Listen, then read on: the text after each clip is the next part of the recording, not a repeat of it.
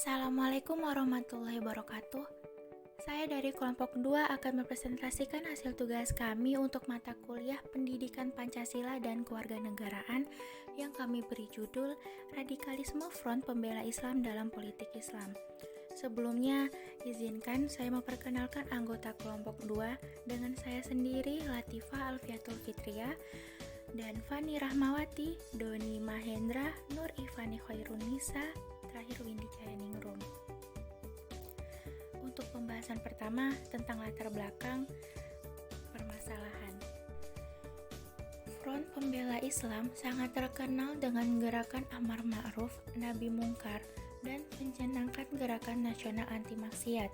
Hanya saja dalam gerakannya terkesan hanya selalu menggunakan kekerasan, sehingga ada anggapan bahwa pola keberagaman FPI menunjukkan adanya pengaruh Islam petro yang kaku dan dinominasi teks dengan pemahaman yang keras terhadap praktek pelanggaran nilai-nilai agama.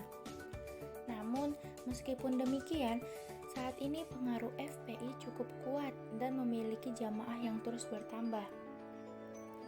Salah satu gerakan Islam radikal yang muncul pasca runtuhnya Orde Baru adalah Front Pembela Islam atau FPI yang penuh kontroversi dan baru-baru ini terlibat bentrok dengan aparat kepolisian dalam demo menantang. Pengakuan Basuki Cahayapurnama atau Ahok sebagai Gubernur DKI Jakarta, bentrokan FPI dengan aparat keamanan semacam ini bukanlah yang pertama kali, sehingga muncul keprihatinan dari sejumlah elemen bangsa dan muncul wacana dari sebagai kalangan untuk membubarkan FPI sejak tahun 2008 hingga sekarang. Karena dianggap meresahkan masyarakat, selain bentrokan dengan aparat keamanan, FPI juga terlibat dalam perdebatan dengan beberapa tokoh, seperti pertentangan mereka dengan Gus Dur, pertentangan dengan guru besar UI, dan lain sebagainya. Agresivitas dan kenekatan pengikut FPI memenuhi ciri dari sebuah gerakan radikal yang diantara cirinya adalah adanya tujuan untuk mengubah tatanan yang dianggap menyimpang yang dalam proses perubahannya disertai dengan tindak kekerasan, di mana semua itu dapat dilihat dari tindakan anggota FPI yang cenderung melakukan kekerasan dalam pemberantasan maksiat, serta keberanian dan nyali anggotanya yang tak kenal takut dalam melakukan fighting, sehingga kekerasan yang sering mereka lakukan tersebut menimbulkan banyak kontroversi. Pro kontra atas keberadaan FPI bukan hanya di kalangan aparat, tapi juga di kalangan ulama. Sebagian ulama menganggap bahwa FPI sering salah menafsirkan ayat Al-Quran. Misalnya dalam pemahaman mereka mengenai ayat-ayat perang yang digunakan bukan pada tempatnya. Sebagian ormas menganggap bahwa FPI anti Pancasila dan sering melanggar hukum. Sebagian yang lain menganggap mereka tidak melalui prosedur dalam pencegahan nahi mungkar dan bahkan ada yang menyebut mereka sebagai preman berjubah. Kalangan ulama menanggapi terhadap wacana pembubaran FPI, mantan Ketua Umum PBNU KH Hashim Muzadi menyatakan percuma saja FPI dibubarkan sebab dalam waktu singkat akan berubah nama. Selain itu juga, karena sampai saat ini tidak ada undang-undang yang mengatur pembubaran ormas. Beliau hanya berharap FPI bisa mengubah sikapnya dan memperbaiki perjuangannya, karena tidak pantas bagi ormas yang mengaku berlandaskan Islam tapi mengedepankan aksi anarkis dalam kegiatannya. Metode penelitian. Penelitian ini menggunakan pendekatan kuantitatif di mana subjek penelitian ini adalah seluruh mahasiswa program studi psikologi Universitas Aisyah Yogyakarta yang berjumlah 16 orang. Metode pengumpulan data yang diperlukan dalam penelitian ini adalah angket atau kuesioner. Jenis angket atau kuesioner yang digunakan pada penelitian ini adalah kuesioner terbuka dan tertutup. Sedangkan pilihan jawaban terdiri dari 3 jawaban yaitu ya, tidak, dan yang lain, dan 1 jawaban esai. Selanjutnya yaitu hasil dan pembahasan. Yang pertama yaitu mengenai hasil. Di sini sudah tertera pertanyaan yang ada di dalam tabel, yaitu pertanyaan yang diajukan kepada responden. Adapun untuk rinciannya yaitu sebagai berikut. Yang pertama, apakah kalian mengetahui organisasi FPI atau Front Pembela Islam? Di sini 11 orang menjawab iya dan 5 orang menjawab tidak. Yang kedua, apakah kalian setuju kalau organisasi FPI tetap berdiri? Di sini 8 orang menjawab iya dan 8 orang menjawab tidak. Yang ketiga, apakah kalian setuju bahwa FPI disebut sebagai gerakan Islam radikal? 8 orang menjawab iya, 7 orang menjawab tidak, dan 1 orang menjawab sangat tidak setuju. Yang keempat, menurut pandangan kalian, apakah selama berdirinya FPI justru meresahkan masyarakat? Di sini 9 orang menjawab iya dan 7 orang menjawab tidak. Yang kelima, apakah kalian setuju tumbuhnya organisasi pada masa dengan anggota pemuda usia produktif terdidik adalah gejala tingginya angka pengangguran di kalangan pemuda perkotaan? Di sini 4 orang menjawab iya, 11 orang menjawab tidak, dan 1 orang menjawab mungkin. Yang terakhir, apakah saat lahirnya startup dengan rekrutmen yang luas untuk semua kalangan masyarakat akan memberikan peluang kepastian yang lebih pasti bagi mereka yang bingung cara bertahan hidup? Di sini 9 orang menjawab iya, 5 orang menjawab tidak, dan 1 orang menjawab tergantung, dan 1 orang menjawab mungkin.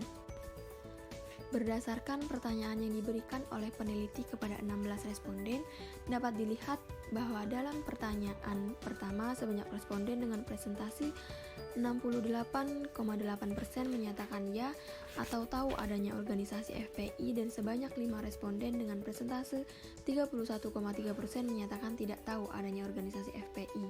Berdasarkan pertanyaan yang kedua, sebanyak 8 responden dengan presentase 50% menyatakan iya atau setuju kalau organisasi FPI tetap berdiri, dan sebanyak 8 responden dengan presentase 50% menyatakan tidak setuju kalau organisasi FPI tetap berdiri.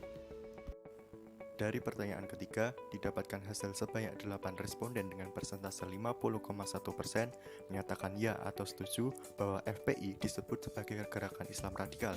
Sebanyak 7 responden dengan persentase 43,8% menyatakan tidak setuju bahwa FPI disebut sebagai gerakan Islam radikal, dan 1 responden dengan persentase 6,1% menyatakan sangat tidak setuju bahwa FPI disebut sebagai gerakan Islam radikal. Berdasarkan pertanyaan keempat, sebanyak 9 responden dengan persentase 56,3% menyatakan ya atau setuju bahwa selama berdirinya FPI justru meresahkan masyarakat, dan sebanyak 7 responden dengan persentase 43,7% menyatakan tidak setuju bahwa selama berdirinya FPI justru meresahkan masyarakat. Pertanyaan kelima, didapatkan hasil sebanyak 4 responden dengan persentase 25% menyatakan ya atau setuju bahwa tumbuhnya organisasi pada masa dengan anggota pemuda usia produktif terdidik adalah gejala tingginya angka pengangguran di kalangan pemuda perkotaan.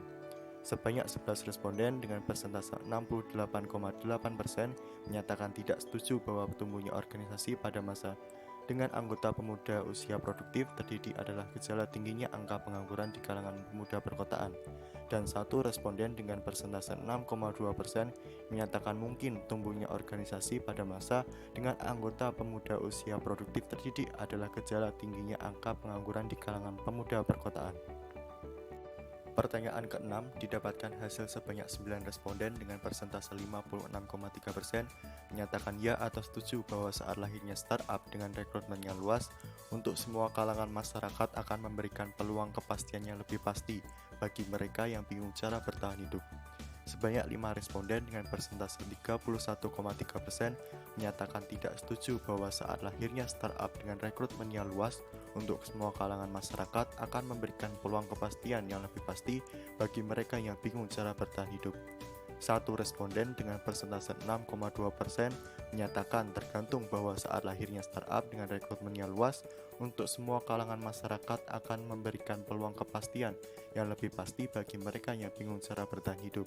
Dan 1 responden dengan persentase 6,2% menyatakan mungkin saat lahirnya startup dengan rekrutmen yang luas untuk semua kalangan masyarakat akan memberikan peluang kepastian yang lebih pasti bagi mereka yang bingung cara bertahan hidup. Ada beberapa solusi untuk menghadapi radikalisme FPI, yaitu yang pertama, perluas lapangan kerja. Tumbuhnya organisasi massa dengan anggota pemuda usia produktif terdidik adalah gejala tingginya angka pengangguran di kalangan pemuda perkotaan. Lahirnya startup dengan rekrutmen yang luas untuk semua kalangan masyarakat akan memberikan peluang kepastian yang lebih pasti bagi mereka yang bingung bagaimana cara bertahan hidup dan identitas kelompok. perusahaan akan memberikan identitas profesional dan pendapatan untuk bertahan hidup dan menumbuhkan keluarga. Kedua, memperkuat jaminan anggaran aparatur negara. Ormas sering bergerak karena lemahnya aparatur untuk menangani gejolak di tengah masyarakat, yang dapat dimitigasi dengan memperkuat intelijen sipil dan penindakan potensi bentrokan sosial. Tentu saja instansi pemerintah membutuhkan dana untuk membina fungsi intelijen sipil yang efektif.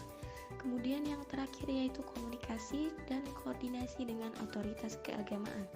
Di Indonesia setidaknya ada MUI yang memiliki wewenang pada aspek-aspek yang diberikan dengan fikih Islam, disusul Muhammadiyah dan Nahdlatul Ulama yang sebenarnya merupakan ormas, tetapi usianya lebih tua dari Negara Kesatuan Republik Indonesia dan akarnya domestik. Komunikasi pemerintah atau eksekutif yang baik dengan ketiga komponen tersebut akan sangat berperan dalam menjaga keseimbangan sosial dalam hal keamanan wilayah. Berdasarkan pertanyaan yang diberikan oleh peneliti kepada 16 responden, dapat dilihat bahwa dalam pertanyaan dalam tabel di atas sebanyak 11 responden yang berpendapat bahwa 1. Organisasi FPI meresahkan. 2. Organisasi yang banyak menggunakan metode kekerasan. 3. Organisasi yang penuh provokatif. Namun, semua ada kurang dan lebihnya. Jika dirasa banyak kurangnya, maka harus dipertimbangkan lagi kelanjutan organisasinya. 4. Saya mungkin tidak menyikapi dan bereaksi berlebihan tentang organisasi FPI, karena ditinjau dari segi lapangan, ada beberapa ormas yang lebih meresahkan. Tapi kita juga harus lebih teliti dalam menyikapi berbagai ormas di negeri ini, mungkin dengan mengambil baiknya saja dan menjauhi buruknya. 5. Menurut saya ada beberapa ketidaksesuaian antara aturan Islam dengan kehidupannya. 6. Ya bagus karena setahu saya biasanya membantu orang lain. 7. FPI bukan hanya milik umat Islam, tapi Indonesia. Ormas yang sering turun ke daerah bencana duluan, garda terdepan membela tanah air, tidak perlu pencitraan untuk mengamalkan Pancasila, berbeda dengan suatu golongan yang mengaku membela Pancasila, namun nyatanya merugikan negara hingga membuat rakyat sengsara dengan korupsi yang tak terhingga. 8. Organisasi FPI tetap melakukan aktivitas yang melanggar ketertiban dan keamanan dan bertentangan dengan hukum. 9. Alhamdulillah dengan berdirinya FPI, banyak warga yang terbantu, baik saat bencana ataupun pandemi ini. Berbeda dengan suatu kaum yang mengkorupsi bantuan sosial, tapi bilangnya paling peduli. 10. Organisasi FPI terdapat sisi positif dan negatif, di mana sisi positifnya sangat bermanfaat untuk masyarakat dan untuk sisi negatifnya terlalu arogan. Contohnya yaitu razia klub tanpa surat yang bukan tugas dari organisasi FPI. 11. Dengan adanya FPI bisa menjadi contoh baik bagi ormas lain untuk menirunya, di mana mereka menjunjung tinggi nilai NKRI serta nilai kebangsaan lainnya. Front Pembela Islam atau FPI adalah organisasi garis keras Islamisme Indonesia yang didirikan pada tahun 1998 oleh Muhammad Rizik Syihab dengan dukungan militer dan tokoh politik. Berdasarkan pembahasan dari hasil penelitian tentang radikalisme FPI dalam politik Islam, maka didapatkan kesimpulan bahwa mayoritas akan pemahaman tentang radikalisme FPI dalam politik Islam berada pada tingkat sedang. Dan dari setiap pertanyaan yang terdapat pada kuesioner, memberikan pengaruh positif kepada responden yang tidak paham akan FPI dalam politik Islam. Mungkin segitu saja hasil presentasi kelompok 2. Semoga apa yang disampaikan bermanfaat bagi kita semuanya. Apabila dalam penyampaian terdapat salah kata dan kekurangan, saya selaku moderator kelompok 2 meminta maaf yang sebesar-besarnya. Akhir kata, wassalamualaikum warahmatullahi wabarakatuh.